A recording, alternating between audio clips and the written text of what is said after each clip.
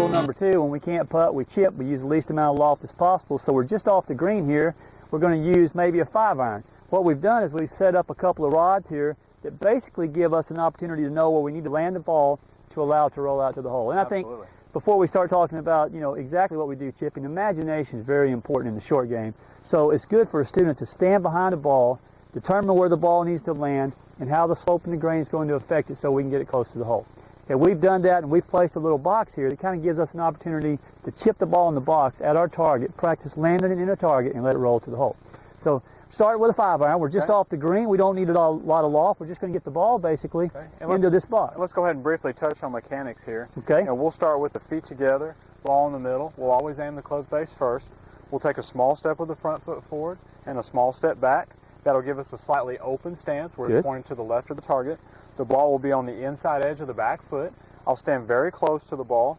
The club will be very vertical as to help you take some risks out of it. The hands will be slightly forward where if I drop the club, it's going to hit me in the front leg, and my arms will be hanging down almost towards the end of the shaft. And once I'm there, what kind of stroke am I going to make? A putting stroke or a 2-lever stroke? Basically a putting stroke, Basically right? a putting stroke. We're going to allow the loft of that club to do everything it needs to do. And with this setup, the way you're set up, I really like that because it kind of puts the toe of the club on the ground and gets the heel off. So the toe is kind of rounded. It'll help us keep from digging when we get in there. I also like the way you've choked down on the shaft. To me, the lower you get your hands on that shaft, the more feel you have. And feel is very important. So all right, let's see a shot.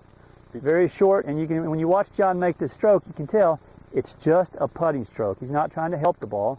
The ball lands in the box, and it rolls down towards the target. Very good. Excellent. Okay, now let's say we back up farther, and this is a very good example here of what we were talking about when we talk about not being able to putt the ball. In this case, if John were to try to apply rule number 1, there's a sprinkler head in his way.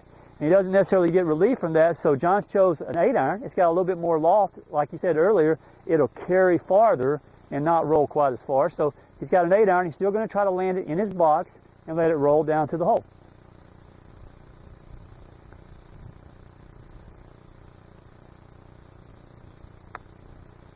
Good. So we're still landing in the same box. We still got about the right distance.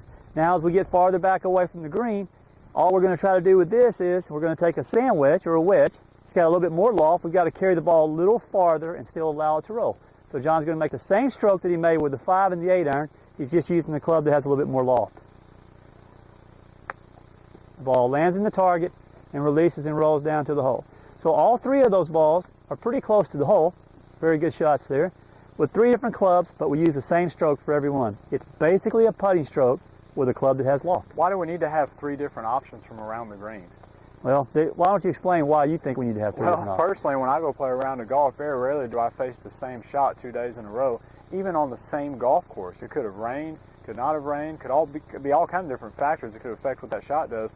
And obviously, we don't play the same golf course every day, especially as tournament and competitive players. We're always moving from one course to the next. And while a shot at my home course may work here, it may not work at someone else's course. Now, I need to have some options, and then what I can do at each golf course is assess which option I need to use and then confidently proceed to go through that option. Exactly. And if you're like me, I'd say 90% of my students, as do yours, choose what club? A sand wedge. They use a sand wedge for each and every shot, okay?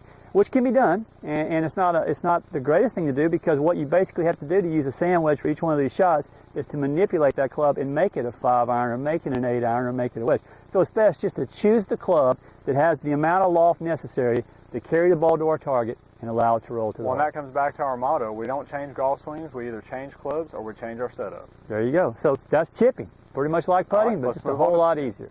All right, let's talk about pitching the ball a little bit. Okay.